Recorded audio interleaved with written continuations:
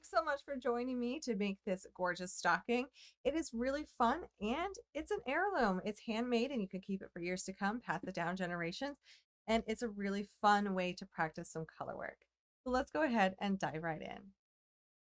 I'm so excited for you to be joining me for this fun holiday project. This is originally designed for the Christmas in July, which I love partnering with Marley Bird for this one. So she does some awesome stockings alongside myself, and it's such a fun event to join in if you never have. We do it every year in July. This year, we're going to be using the City Tweed yarn again. We loved it so much in the previous Christmas in July that we decided to use it again. I'm going to be using the City Tweed in the Aran. This is a heavy worsted weight for the knit version. This is a really nice 55% merino wool, 25% superfine alpaca, and 20% dongle tweed. And it is so luxurious, and I just love the tweed look for this holiday decor. It could not be better. So I highly recommend this by Knit Picks. I will also be using the size 8 5mm needles. I like to have a longer cord here. This is about a 30-inch cord. You can really choose whatever cord size is comfortable for you. I will be using the magic loop method, and we'll go over that. And then you'll also need a tapestry needle to weave in those ends, scissors, and a stitch marker. And then this is leather. If you want to have a leather tab at the top, you can just buy these strips of leather from your local craft store and puncture a hole in them, and they can be used as the top tab on the stocking. I love the look of it. If you don't have leather or want to get any, then you can also use a I cord, which I'll go over that as well. So let's go ahead and get started by casting on. Now in this pattern, I have labeled this Snowbank as the white. This is color A. Then I've got this darker gray Orca as my color B. And then this is called Blue Blood. This is my red at color C. So if you're reading the written pattern, it's A, B, and C, but feel free to substitute these colors for your home decor colors for your holiday theme. I am going to be starting with my color A, and I'm going to do a long tail cast on of 56 stitches. If you've never done a long tail cast on, I will have a slower version on my blog, but I'm simply going to start by doing a long tail cast on of 56 stitches. If you want to use a different cast on method, that's totally fine. We're just going to start by doing a ribbed cuff. This is worked from top down, so we'll start with that top ribbing. So now that I've casted on 56 stitches using the long tail method, I am going to start working a 1 by 1 ribbing in the round. That means I'm going to knit one and purl one in the round, creating the ribbing for the top of this. I will be using circular, so I'm going to use that magic loop method, and here's how that works. So after casting on, I'm just going to kind of turn, and we're going to go ahead and split our stitches.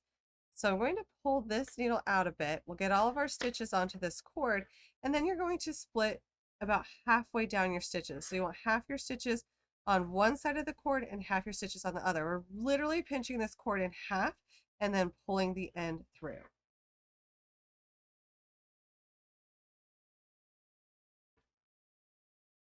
So now once I have my stitches split in half, you can see it kind of pulls on these end stitches here. That's kind of why I tend to like to work with a little bit of a longer cord, because then it lessens that pull on this side as this cord has more room to move. It also depends on how flexible your cords are. Sometimes you can take these and you can kind of wave them over steaming water and it will loosen them up a little bit if they're too stiff. So now what I'm going to do is I'm going to take my front needle. So notice how I have a needle on the back and one on the front as I smush them in half. And I'm going to load my stitches onto this front needle, and I'm going to take the back needle and pull it out to get ready to knit these. So once I load these on here, we will start to knit down this front side, then we'll go around to the other side. Now this first round can sometimes feel a bit fickly because we don't really have a lot to see where we're going. And once we get a few rounds, it'll really start to make sense and feel a lot better if you've never used this magic loop method.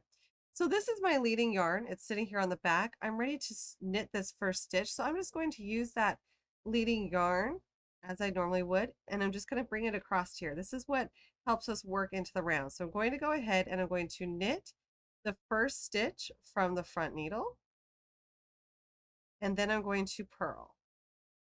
And I'm going to do that all the way across these stitches. So just knit and purl all the way across these stitches.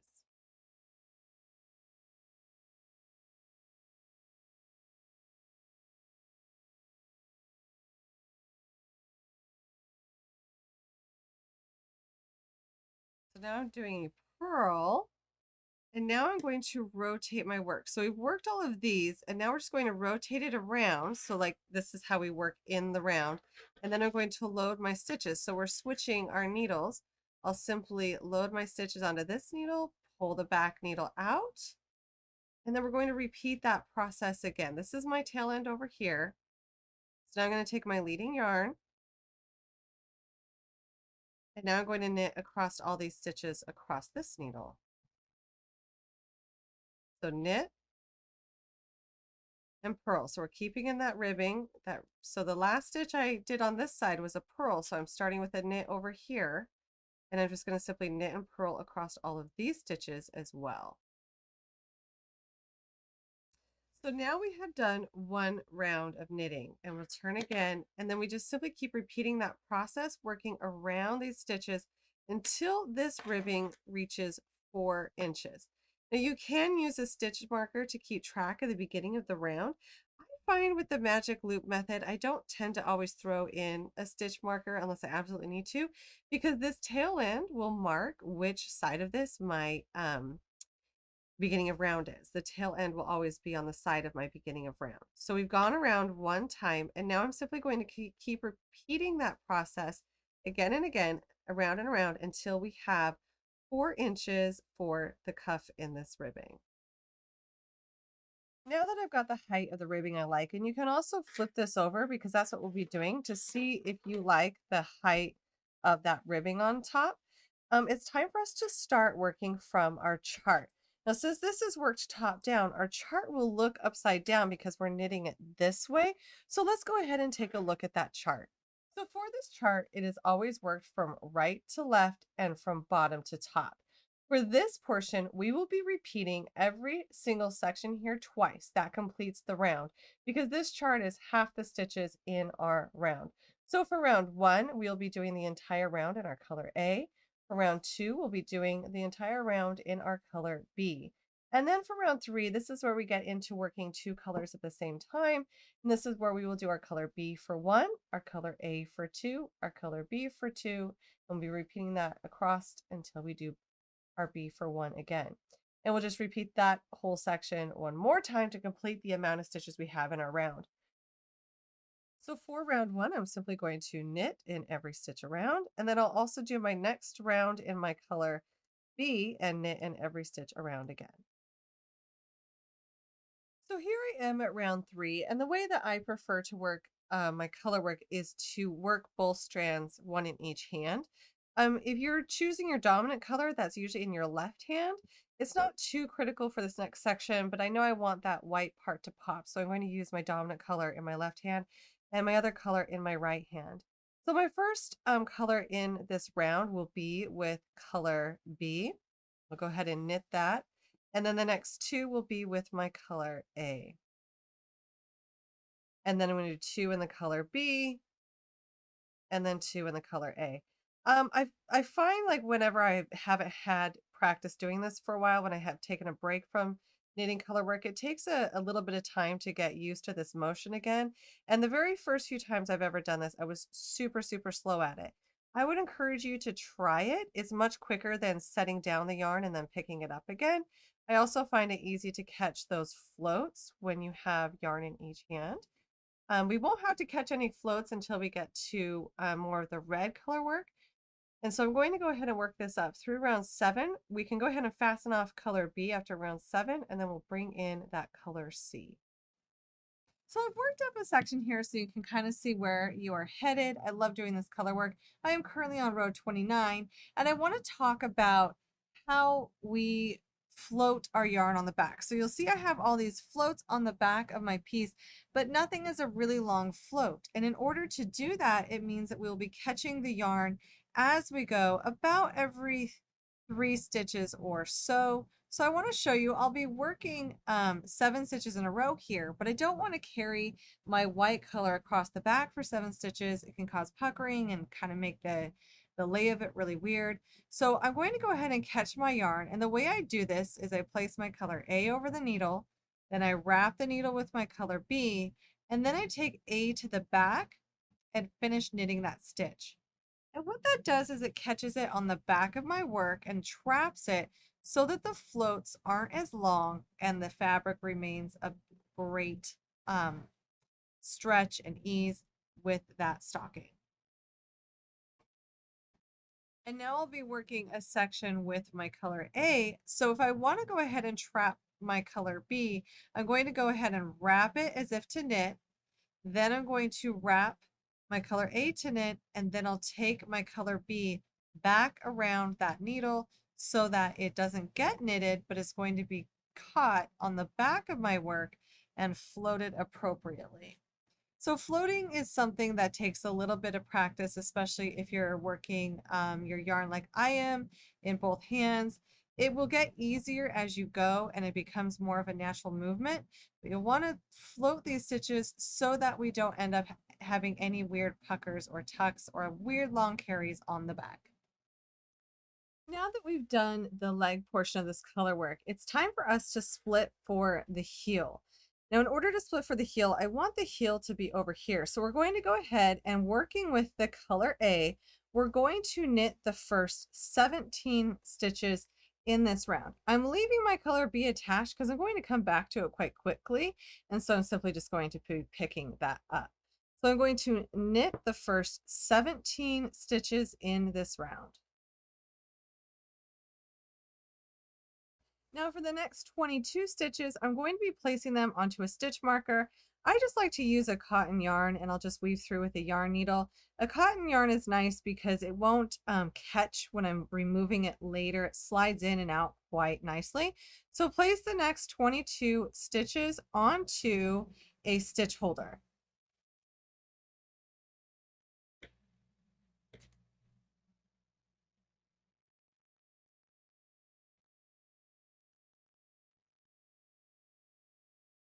Now that I've got those stitches onto a stitch holder, I'm simply going to tie my cotton yarn in a knot. I leave a loose circle, but this way it doesn't come undone accidentally and I lose those stitches that are on hold. And now I'm going to go back to where I was with my knitting needle. And we are going to cast on 17 or 22, sorry, we're going to cast on 22 stitches.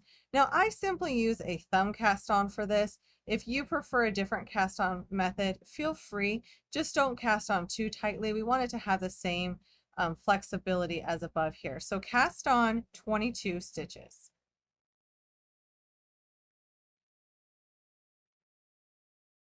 Now that I've got those stitches onto a stitch holder, I'm simply going to tie my cotton yarn in a knot. I leave a loose circle, but this way it doesn't come undone accidentally and I lose those stitches that are on hold.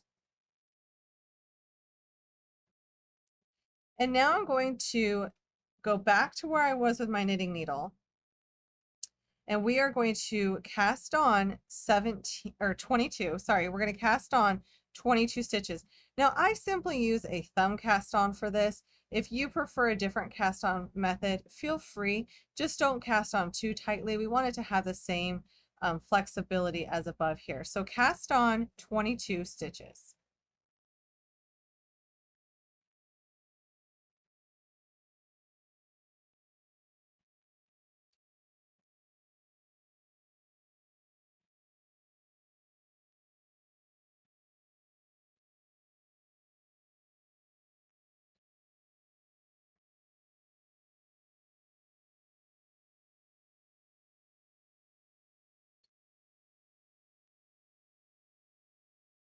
Now after casting on those 22 stitches, if you want to split right back down into the center of these to do the magic um, ring here, so in order to work around the other side, you can do so.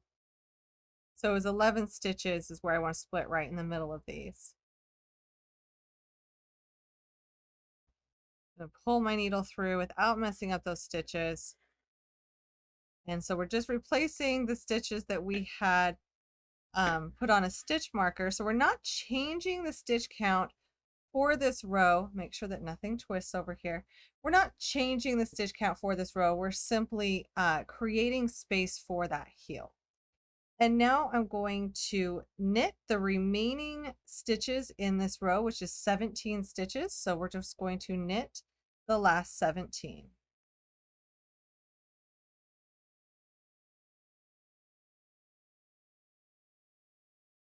Now I want to show you another option of casting on for this heel. So I've gone back and I've undone it and I've knit the first 17 stitches in this round. And now it's time for me to do a provisional cast on of 22 stitches. Now this is the option you can do instead of the thumb cast on if you want to have live stitches later to work into. You'll need a crochet hook and some yarn. I once again like to use a cotton yarn. And I'm simply going to chain a few more stitches than the amount of stitches that I'm casting on. So instead of chaining 22, I might chain 25. So once I've chained the amount of stitches for this, I'll go ahead and I will fasten off this cotton yarn and I can pull that tail end through. We will come back and we will undo this later. So make sure you know which end we did a slip knot to and which end we're just pulling that chain through. We'll come back later and we'll simply undo this and this will unravel.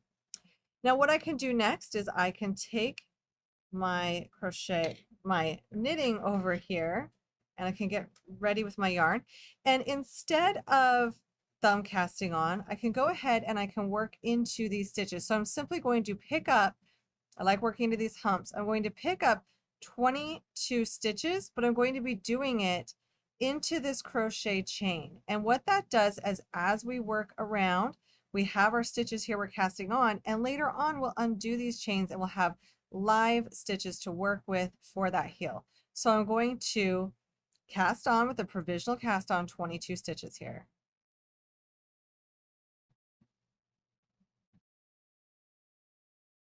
So now that I've casted on 22 stitches, I'm leaving the rest of the chains here that just so I can kind of know where I want to come back and undo this chain later on.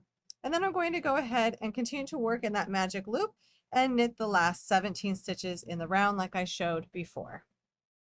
So now that we have made this space for our heel, we're going to come back and work that later. This is called an afterthought heel. So now we're going to continue on to do the foot portion of our stocking, which we get to work from another chart. So let's take a look at that. This chart is worked the same as the previous part. You can either work it bottom up or top down. This chart is reversible, so this one doesn't matter if you start and go top down or bottom up, but it's always worked from the right to the left.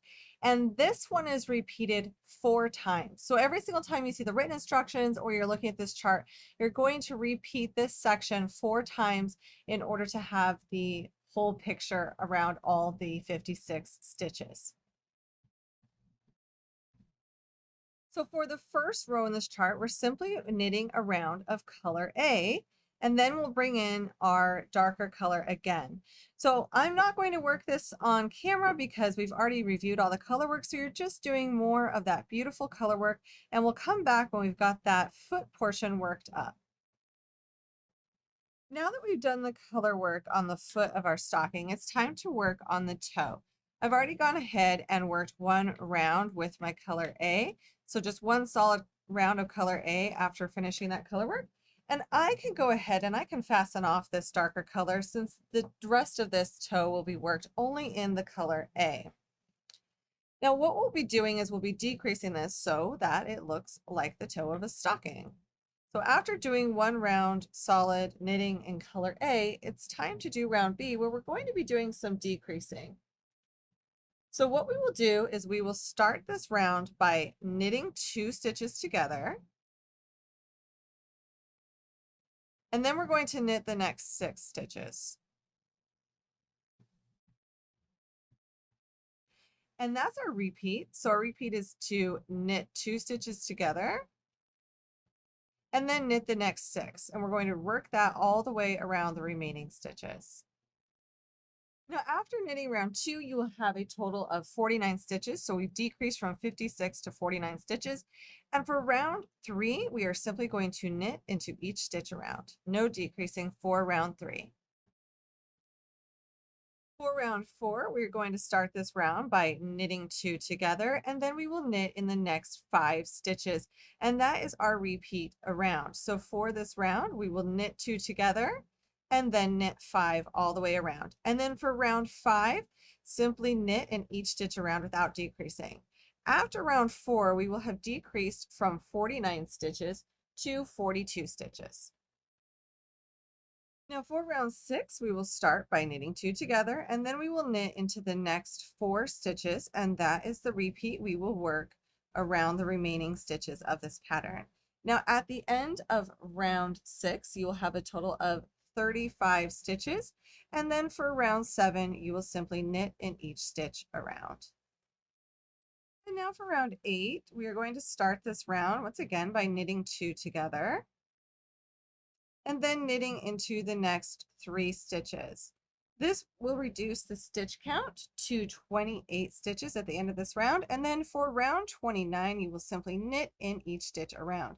I will note as you keep doing this, you may find you need to rearrange your stitches a bit on this magic loop so that you can do some of your knit 2 togethers because they might be split across the stitches. So it's okay if you need to rearrange your stitches while you're decreasing. For round 10, we will start by knitting 2 together, and then we will knit in the next 2 stitches, and we will repeat that all the way around. And then for round 11, we will simply knit in each stitch around. At the end of round 10, you will have a total of 21 stitches. Now for round 12, we're simply going to knit 2 together and then knit 1, and we'll repeat that all the way around. And as I'm sure you guessed, for round 13, we're simply going to knit into each stitch around, and for round 12, we will be reducing to 14 stitches. And then for our last round for this toe, our round 14, we are going to be knitting 2 together all the way around. So we're just going to keep knitting 2 together until we have 7 stitches remaining.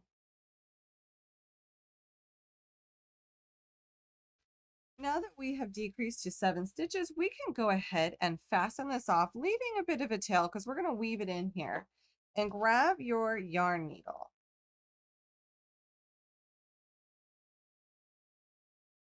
Now with these remaining stitches, we're going to use our yarn needle, and we're simply going to slip each stitch to our yarn needle, and that's just weaving through these remaining stitches so that we can close this opening.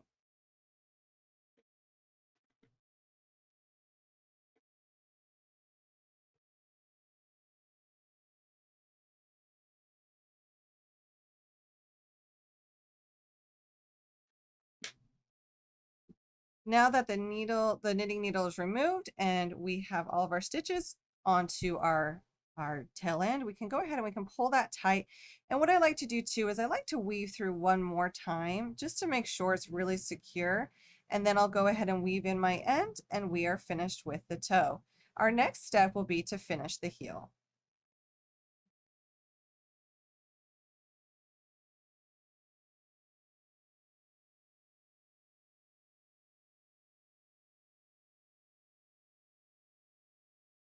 Next step is this heel. I'm going to go ahead and place the live stitches back onto my needles, and then we're going to pick up some stitches.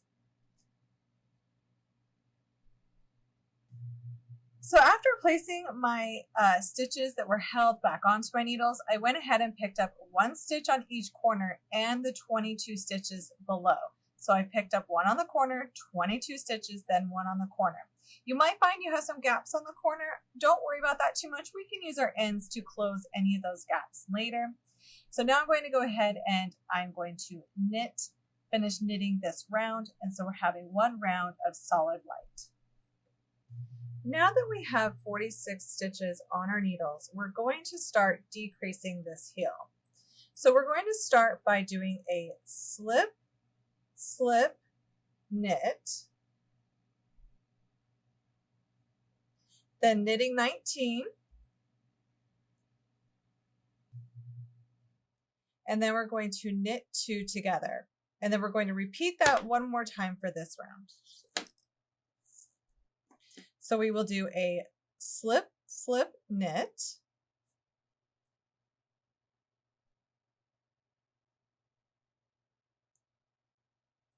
knit 19, and then knit 2 together. So we have decreased from 46 to 44 stitches, and we're going to do that same method again. We're going to slip, slip, and then knit. And this time we will knit 17 and then knit 2 together, and then repeat that again.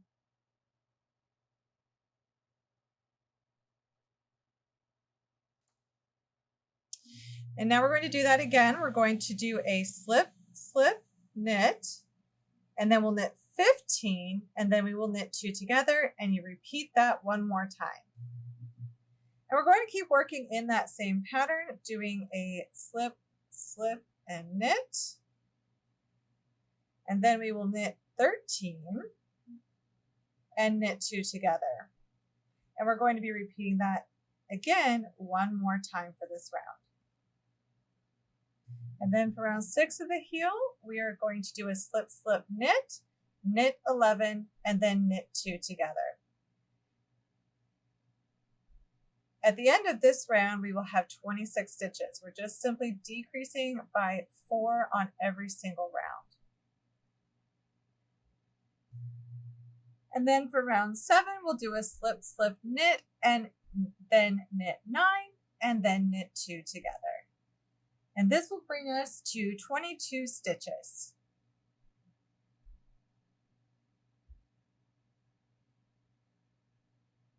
And then for round 8, we're going to do that again. We're going to slip, slip, and knit. Knit 7 and knit 2 together. At the end of round 8, we will have 18 stitches.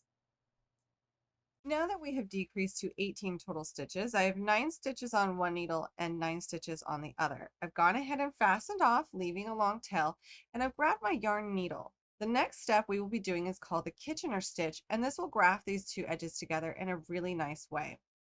I have a slower version on my blog if you're interested with the written instructions for this as well, which can be useful. I don't always tend to have them memorized, so it's nice to pin it and have it for it later. So what we will do is we will start by having these stitches pretty close to the ends of our needles, and then we are going to enter this first stitch on the front as if to purl, and we're going to leave it on. We are not going to be removing this at this point. Then we're going to go to the stitch on the back, and we are going to insert our yarn needle as if to knit. And we are also going to leave this on. We are not going to pull anything off. This is just setting us up for this Kitchener stitch.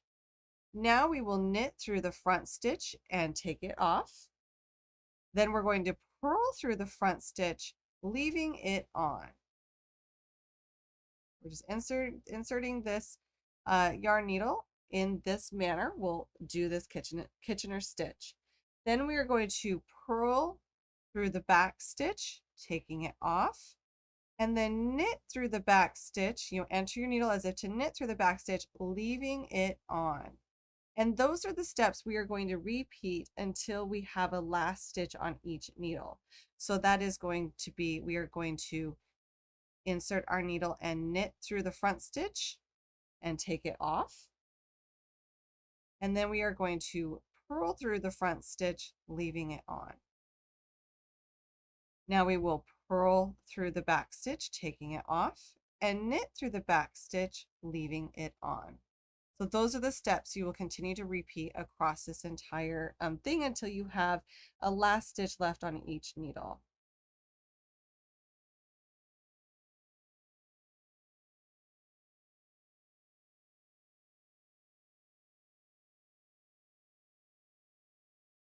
Now that we have 2 stitches left, we will simply knit the front stitch, taking it off, and then we are going to purl the back stitch, taking it off, and then you have a nice grafted front. I love how these stitches just seem to meld into each other, and we can go ahead and weave in our ends, and then we have a nice heel.